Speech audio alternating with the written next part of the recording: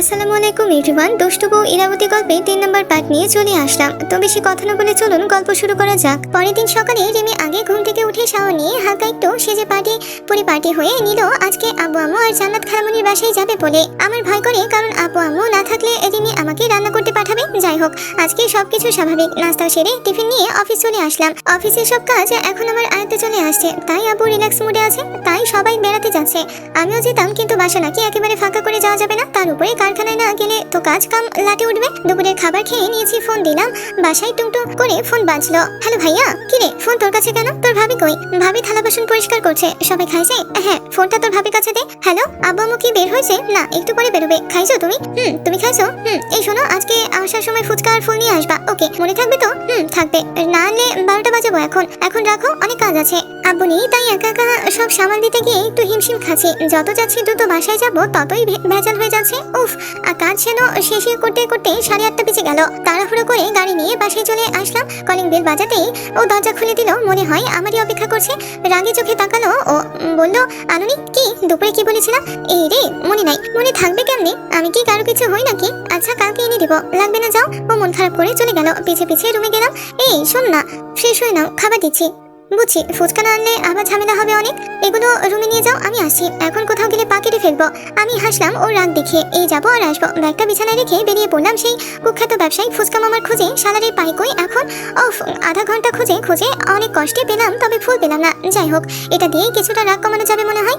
বাসায় এসে দরজায় বেল বাজাতেই সাথেই খুলে দিল। আমি বুঝলাম না, ও কি এখানেই দাঁড়িয়ে ছিল নাকি? কয়টা বাজে? এই তো 10টার একটু বেশি। যেতে না করেছিলাম না? চলে আসছি তো, নাও। নিল না, দরজাটা ধপাস করে বন্ধ করে দিল। একটু চমকে উঠলাম, কারণ ওর রাগ উঠলেও দরজা ধপাস করে বন্ধ করে রাগ দেখায় কিছু বললাম না। ফুচকাগুলো টেবিলে রেখে সিঁড়ি দিয়ে রুমে উঠছে। ওফ, পাগুলো অনেক ক্লান্ত, হাঁটতেই মন যাচ্ছে না। টায়ার্ডনেস মনে হয় এটাকেই বলে। তাড়াতাড়ি ফ্রেশ হয়ে আসো, খিদা লাগছে। রিমি ঝাঁঝালো কণ্ঠ শুনে ক্লান্তিরা সব ভয়ে পালালো। ঝটপট শাওয়ার নিয়ে কাপড় পরে নিচে চলে আসলাম। পরিবেশটা অনেক শান্ত, চুপচাপ খাচ্ছি। গাধা চিনো? না, তবে নাম শুনেছি। গাধাকে নাকি পরিষ্কার পানি দিলে খাই না, শোলা করে খাই। মানে দ্বিতীয়বার কেন যাওয়া লাগলো? তার মানে কি বলতে চাইছো আমি গাধা? পাগল জানে না তা আমরা তাকে পাগল ডাকি। ছাগল জানে না আমরা তাকে ছাগল ডাকি। গাধাও জানে না আমরা তাকে গাধা ডাকি। কি বলো? কিছুই তো বুঝি না। হাসলে মুখে বাড়ি মারবো। তারপর চুপচাপ খেয়ে রুমে চলে আসলাম। ঘুম পাচ্ছে একটু পরও খাবার টেবিল গুছিয়ে রুমে আসলো। ড্রেসিং টেবিলে বসলো সাজতে। এখন আর রাগি মনে হচ্ছে না। ও দেখতে যেমন রিয়াক্ট করে, মনটা কিন্তু ঠিক তেমন না। কিন্তু আমার প্রচুর ঘুম পাচ্ছে। ও হাতের মুঠোয় এক গাদা মেকআপ ব্রাশ নিয়ে আমায় শেখাচ্ছে কোনটার নাম কি। প্রথমে একটা মোটা বাদামি সুতোর ব্রাশ দেখিয়ে জিজ্ঞেস করলো, বলো দেখি এটা এই ব্রাশ দিয়ে কি করে? আমার এসব বিষয়ে তেমন কোনো জ্ঞান নেই, আগ্রহ নেই বললে চলে। এই মুহূর্তে আমার সমস্ত আগ্রহ ঘুমানোর। কোলবালিশ চাপটে ধরে নির্বিঘ্নে একটা ঘুম দেবো। এক ঘুমে সকাল, কিন্তু এই মুহূর্তে ঘুমানো যাচ্ছে না। মেকআপ করার ব্রাশের নাম শিখতে হচ্ছে। রিমি বিরক্ত নিয়ে আবার বললো, এত কি ভাবছো? বলোই না দেখি এটা কি করার ব্রাশ। আমি ঘুম চোখে বললাম, এটা মেকআপ করার ব্রাশ। বিরক্তিতে নাক মুখ কুচু করে রিমি বললো, এখানে সবগুলোই মেকআপের ব্রাশ, কোনোটা দাঁত মাজা ব্রাশ না। স্পেসিফিক ভাবে বলতে হবে, চিনে রাখো। এটা হচ্ছে পাউডার দেওয়ার ব্রাশ। আমি প্রচন্ড আগ্রহী মুখ করে বললাম, ও বেশ তো। মনে মনে ভাবতে লাগলাম, পাউডার আবার ব্রাশ হোক আর কমোড সাফ করার ব্রাশ হোক, এসব আমায় শেখানোর কি আছে? এটা কি আমার দরকারি? কমোড সাফ করার ব্রাশ হলেও তো তা দরকারি লাগতো, কিন্তু পাউডার মাখার ব্রাশ দেখে আমি কি করব? তাও এত রাতে? মন জুড়ে প্রচন্ড বিরক্তি, অথচ মুখে হাসি হাসি করে তাকিয়ে থাকতে হচ্ছে। অযথা এত রাতের বেলা রিস্ক নেওয়া যাবে না, যেমন চলতে দেওয়া ভালো। এরপর হাতে আরেকটা তুলনামূলক চ্যাপ্টা কিন্তু প্রায় একই ধাঁচে ব্রাশ নিয়ে বউ প্রশ্ন করলো, দেখি বলো তো এটা কিসের? আমি হাসি মুখ করে পাল্টা প্রশ্ন করলাম, ফেস পাউডারের। রিমি চোখ শুরু করে আমার দিকে তাকিয়ে বলল, এটা ব্লাশের জন্য ব্রাশ, ফেস পাউডারের ছিল আগেরটা। আমি জানি না ব্লাশ মানে কি বোঝাচ্ছে। হয়তো গালে লালচে আভা করার টেকনিকটা ব্লাশ নাও হতে পারে। সঠিকটা জিজ্ঞেস করতে ভয় লাগছে। কেমিস্ট্রি ক্লাসে রাসায়নিকের নাম না বুঝলেও ভয় জিজ্ঞেস করতে পারতাম না। স্যার, সোডিয়াম স্টিয়ারেটের জিনিসটা কি? এখন এসে সেই একই অনুভূতিটা হচ্ছে। আরেকটা ব্রাশ বের করে চেন আছে। এটা হলো ফাউন্ডেশনের ব্রাশ, এটা হলো হাইলাইটার, এইটা কন্ট্রোল, এটা কন্ট্রোল, আর এইটা আইশ্যাডো। আমি শুধু মাথা নেড়ে যাচ্ছি, ভান করছি যেন সব একেবারে মুখস্থ হয়ে যাচ্ছে। আমার কাছে সব ব্রাশই একই লাগছে।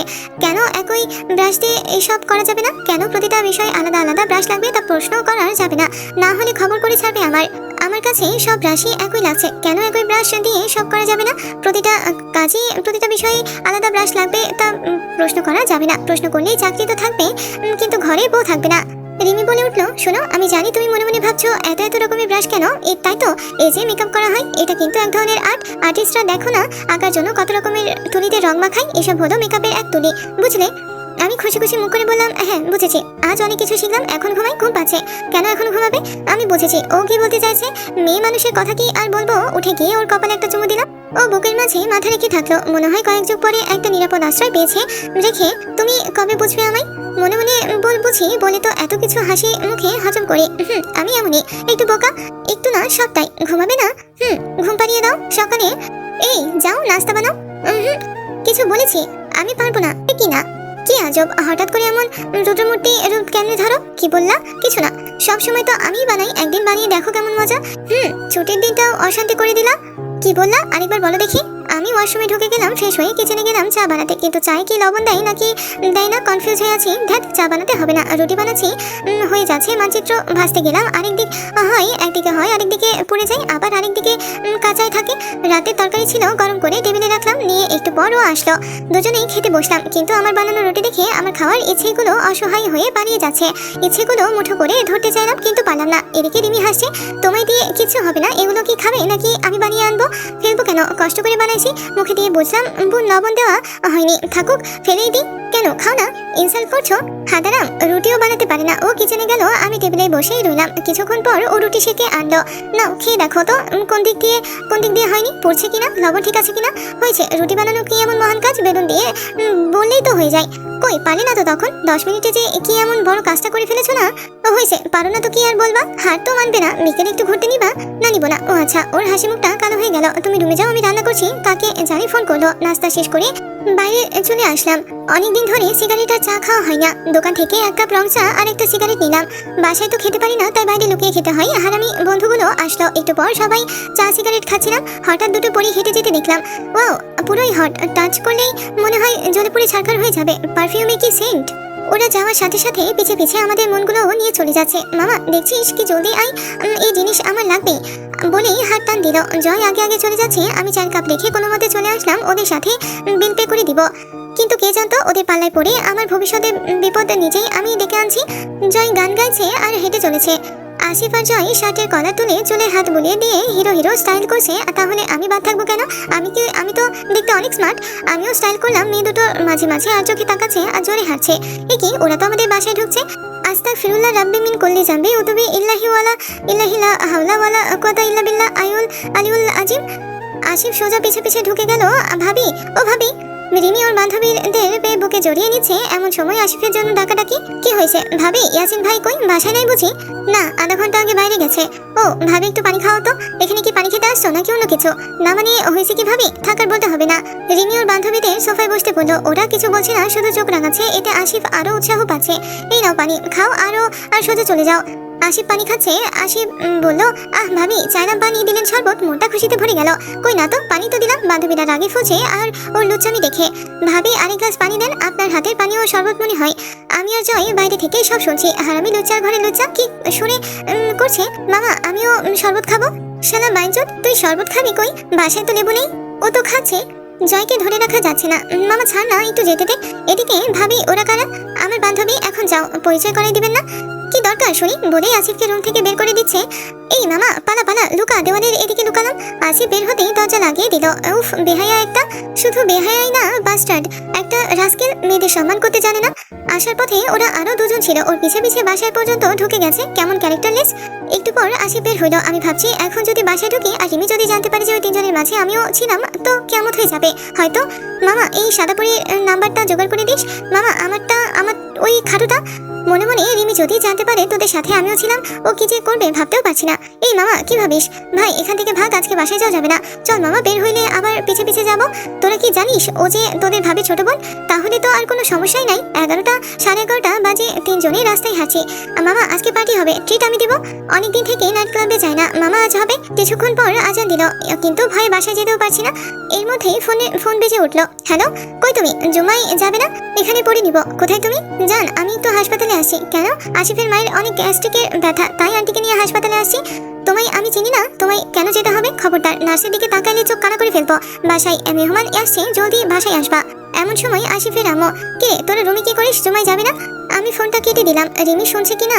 জি আন্টি, যাবো এখন। তারপর আমি আর জয় আসিফের বাসায় গোসল করে নামাজ পড়তে জুমাই চলে গেলাম। নামাজ শেষে ওদের বাসায় দুপুরের খাবার খেলাম। বিকেলে আবার রিমির ফোন। কই তুমি? বাসায় আসবে না? খাবে না? খাইছি তো, এক্ষুনি বাসায় আসবা, নইলে খবর আছে। তুমি খাইছো? কোন হাসপাতালে আছো বলো। কেন? আমি আমি যাব না। থাক, আমি বাসায় আসছি তো। ফোন কাটো। এই শোনো না, তোমার বান্ধবীরা গেছে কেন শুনি? না মানে তুমি থাকতে অন্য মেয়েরা আমি দেখবে কেন? মনে করবা ওরা তোমার বোন, চোখ তুলে ফেলবো কিন্তু। কল কেটে গেল। নাইট ক্লাবে যেতে চাইছিলাম কিন্তু আব্বু আম্মু বাসায় নেই। রিমি একা, তাই আসিফ আর জয় কাছ থেকে বিদায় নিয়ে চলে আসলাম। সন্ধ্যা হয়ে গেছে। বাসার সামনে এসেই দাঁড়িয়ে আছি। ভিতরে ঢোকার সাহস পাচ্ছি না। 5 মিনিট থেকে অনেক সাহস জুগিয়ে দোয়া দরুদ পড়ে কলিং বেল বাজালাম। দরজা খুললো সাজিদা। আপনি আবার আসছেন? না মানে রিমি, এই রিমি দেখ, এই লম্পট বাসা পর্যন্ত চলে আসছে। একটু পর রিমি আর উর্মি আসলো। কি বলিস? রিমি হতবাক হয়ে জিজ্ঞাসা করলো। সাজিদা বলে উঠলো, তোকে তখন সেই 3জন বখাটের কথা বলছিলাম না? দেখ, এই রাজকে বাসায় চলে আসছে। কি বলিস? এই তোর তোর দুলা ভাই? কি? এই কি হয়েছে? আমি তো কিছুই বুঝতেছি না। কি বলবো? মিথ্যা সিরিয়াস মুহূর্তে মাথায় আসছে না যে, তাই চুপ থাকলাম।